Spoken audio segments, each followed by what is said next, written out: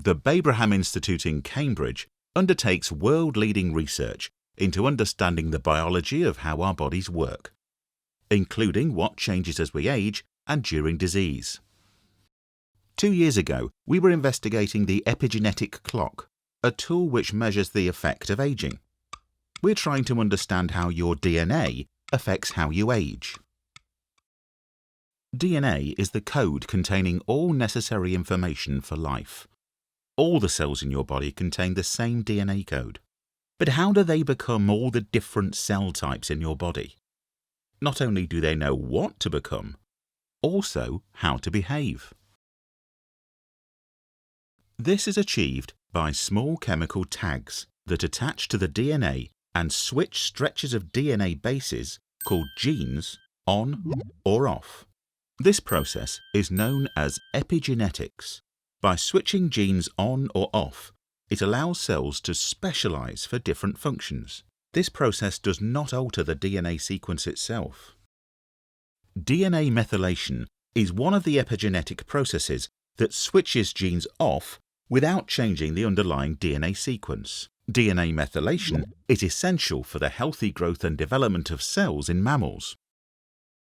Researchers at the Babraham Institute identified an epigenetic clock in mice which predicts a mouse's biological age based on their epigenetics. This can tell researchers if a mouse is aging in a healthy way.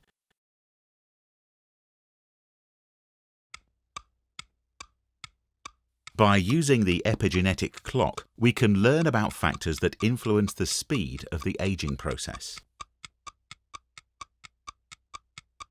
That was 2 years ago.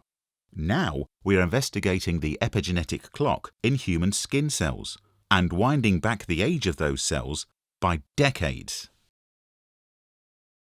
This winding back process, called reprogramming, involves converting skin cells, step by step, back into stem cells, which resemble very early embryos.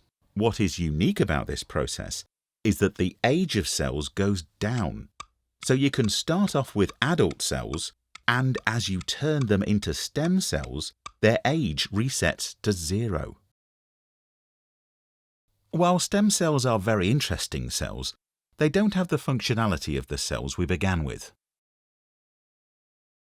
But by stopping the reprogramming process after a few days, we found that the cells could still go back to being functioning skin cells, but were now younger.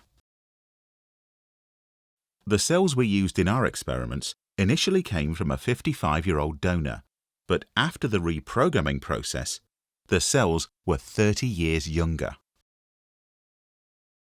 These results open up some very interesting possibilities for cell rejuvenation, especially for applications like skin grafts. Imagine taking cells from a patient and rejuvenating them so that they might be more functional and useful. Many major illnesses, including cancer, diabetes, and heart disease, become more common with age. By understanding aging, we can lay the foundations for ways to revitalize aging systems in our bodies, which could greatly reduce the number of cases of diseases like these and many others. The Babraham Institute. Share the discoveries. Find out more online.